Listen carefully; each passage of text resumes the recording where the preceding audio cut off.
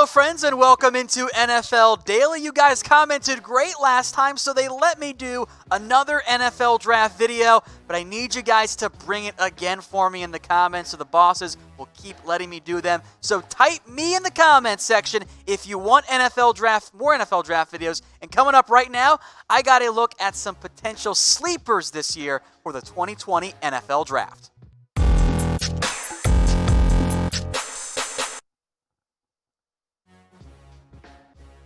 Offense to defense here, so we're going to start with a quarterback. That is Anthony Gordon of Washington State.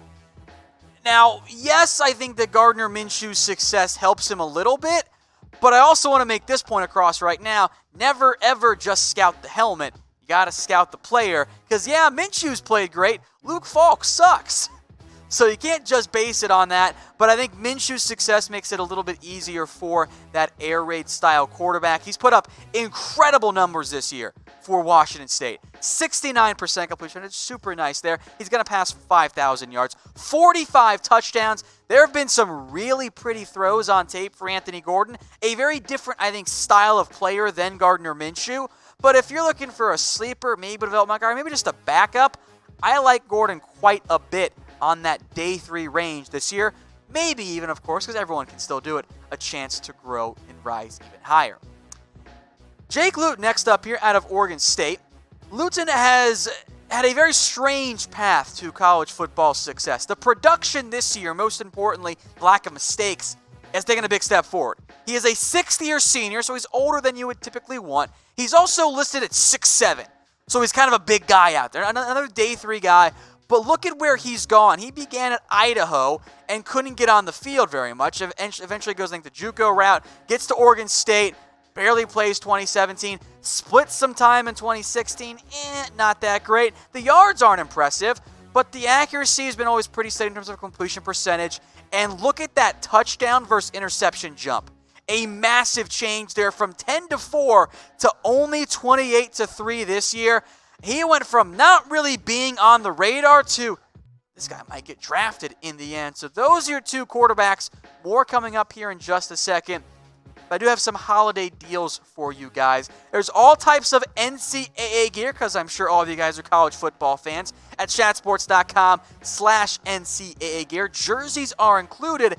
And if you don't want college gear, I got NFL gear for you guys too. Chatsports.com/NFL jersey. Don't worry, I will get both of those links for you guys in the comments and in the description. But everything's covered there at chatsports.com/NFL jersey if you need yourself an NFL jersey this time of the year. Moving on now to running backs. We're going offense to defense here. Clyde Edwards-Helaire. I tweeted this out. I don't remember after what game it was, but it was like in late September, early October. Edwards-Helaire is going to be that random LSU back that barely gets drafted, ends up having a long NFL career, because that's what LSU backs do.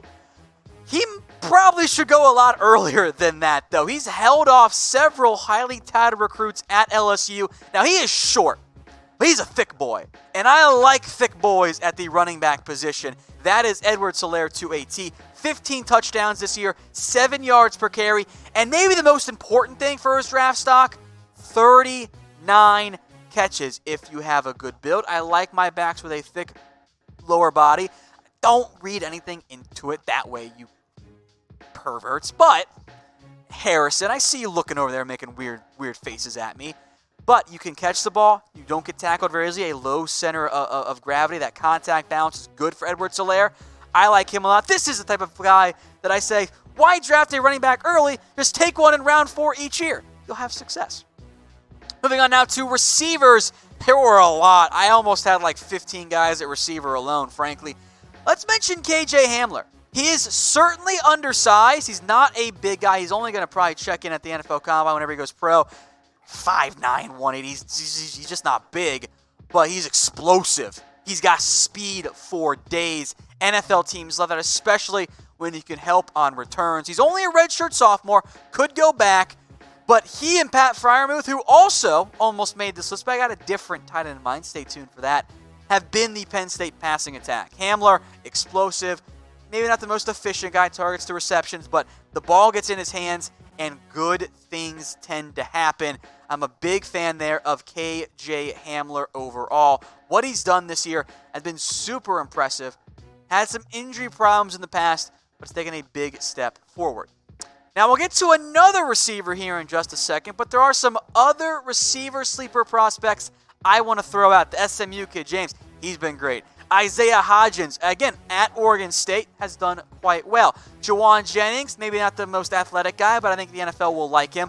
Michael Pittman, I think he's pretty good. Same with Chase Claypool. Those last two guys might be too big of names, potentially to really count as sleepers, but it's a really strong receiver class overall.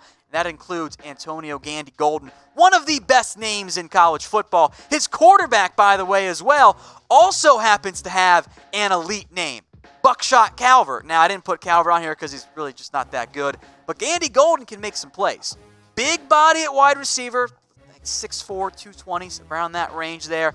Red zone jump balls. The big concern here, though, athletic ability and the route running. The production's fantastic. 70 grabs, already well past 1,000 yards, 9 touchdowns. Gotta love the name there, as I mentioned as well. I like Gandy-Golden. I'm kind of worried he's going to get what I will refer to going forward as Kelvin Harmon. Really good. I think I like the player, but the problem is he going to end up being an early round pick because of those athletic concerns and because of that just athletic ability? Teams want that route running. I don't know if Gandy-Golden's really that guy. A couple of similar players fit that mold for Gandy-Golden when it comes to other sleepers, but I like Gandy-Golden quite a bit. I might be higher than the NFL, but I think he'll end up being a solid player when it's all said and done. Mine are some other sleepers we mentioned earlier, Jennings and Pittman and Claypool, plus James and Hodgins. I like these guys quite a bit. But let me know in the comments section who your favorite sleeper prospect is. Let me know. There are a lot of guys, especially there were some people when we went over risers, had some great names, like James Lynch was mentioned from Baylor. That's a good pick here as well. So let me know in the comments who your favorite sleeper is in this year's draft. Of course, still very early. Here's another name for you. Adam Trautman at Dayton. He went from a quarterback with the Flyers to tight end. And he's got what you want in a player who's going to be an NFL prospect. He's big. He can move. He lines up pretty much everywhere at tight end. He can move at H-back, fullback, outside receiver, inside receiver. Make no mistake, he is still raw. But the production's pretty damn impressive. He is the single greatest receiver in Dayton history, which maybe not be saying a lot, but still that's kind of a big deal. Bears fans, I already hear you. I know. FCS prospect, Adam Shaheen. They're both Adam. Can't fear that. Can't do that. I like Trautman as a day 2 at the earliest, maybe more day 3 pick. Not going to ignore offensive line either. I got you guys covered. Ben Bredeson from Michigan, pretty much a left guard for them, hasn't allowed a sack this season. Only 5 pressures as well. I think he's the best of the Michigan O-linemen. I also like Cesar Ruiz quite a bit. Bredeson, I don't know where he ends up going. I would think day 2, but we'll see how he tests athletically. I will make note. Michigan players in recent years have had a tendency to go a little bit earlier than I think they should have. Maybe the same will end up being true with Bredeson, although Winovich went later than he should have gone last year. All right, another game play. I like this one quite a bit, so we'll see how you guys like it. Shout out your favorite team in the comments section, and I'll reply with my favorite prospect, either from my own personal account or from the Chat Sports account. Maybe I'll even give a couple if you pick like Ohio State or something crazy. And if you're a Buckeyes fan, stay tuned. I got another Buckeyes player coming up for you in just a second. Utah has a variety of really good defensive players this year at really all 3 levels. Leki Fotu, though, is one of my personal favorites. Now, the stats aren't great. 17 tackles, 5.5 tackles for loss. Tom, on box score scouting, he sucks. He doesn't, though. That's the thing. He is a big boy, a thick boy, if you will, at defensive tackle. And that's not an insult, by the way. I like them. It's not an insult. Factory touchdowns are the best thing in America. Who offers athletic ability for Fotu here. If you want a 1 technique or a 0 technique, who can offer just enough pressure to be on the field for all 3 downs, I think he can be that guy. Maybe you saw that highlight of him like just charging downfield, making a big play. He's no Derek Brown, don't get me wrong there, but I like players like Fotu who can hey, they can be that one technique, that zero technique, and they don't have to come off the field on third downs. That's what you need if you're going to be a not late round pick as a nose guard or a one technique. Here's that other Ohio State player I promised you guys, Malik Harrison.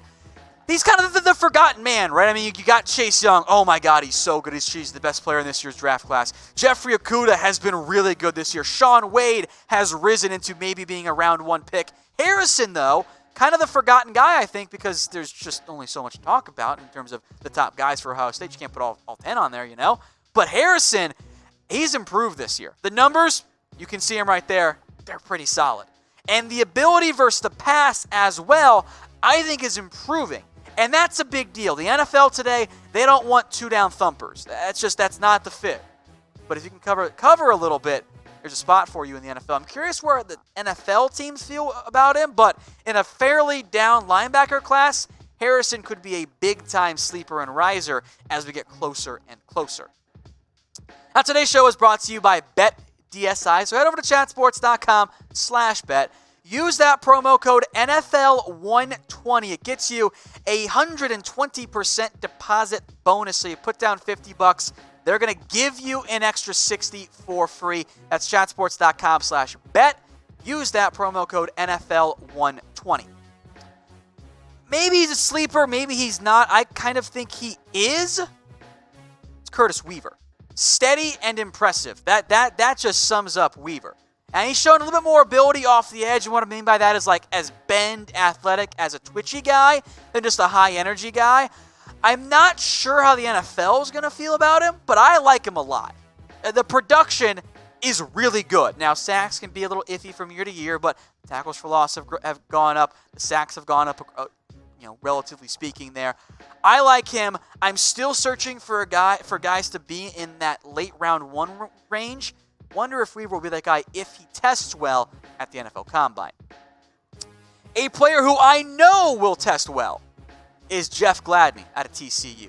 This dude can fly. He has an absolute top-end speed. He's going to run really well at the Combine. He might be one of the fastest corners there in what should be a fast corner class overall. Now, I wonder if he's just going to be better in the slot. I know he's listed at 6'1" by TCU. He ain't 6'1". He's probably going to check in closer to 6', or maybe even 5'11". Kind of got a thin frame. Maybe he's going to be 185, probably bulk up a little bit there. But he breaks up passes, he makes plays, and he doesn't really play like an undersized guy, which I like a lot in my slot corners. So if you're looking for someone who brings some speed to the cornerback class and will play tough, Gladney makes a lot of sense. All right, trivia question. If you know where Lenore Ryan is in the just let me know in the comments, because I don't think anyone's going to know where it is, and that's quite okay. Kyle Duggar, though, is a special player at that level, and I think he is a worthwhile gamble in the NFL. This is a 220-ish pound safety who also doubles as their return man. You don't normally find that caliber of athlete. He's got super long arms. Will probably have some of the longest, if not the longest, at the safety position, and was timed last year by some of the advanced NFL scouting people as a 4.4 speed guy. That's freaky athleticism, and not bad for a kid, by the way, who is senior year of high school. He's now about 6'2", 220. He was more along the lines of 5'11", 178. Like he had a growth spurt when we got to college. That's why no one's ever heard of him. But Kyle Duggar actually is my personal favorite sleeper prospect because of what you could have in terms of athleticism. Taking a small school guy, take the freak athlete, try and mold him into something great. Those are all my sleepers. If you have questions on the NFL draft, let me know. Put them in the comments section. Feel free to tweet them at me too at WhatGoingDown. I tweet plenty about the NFL draft, especially as the season in the NFL and college football winds down.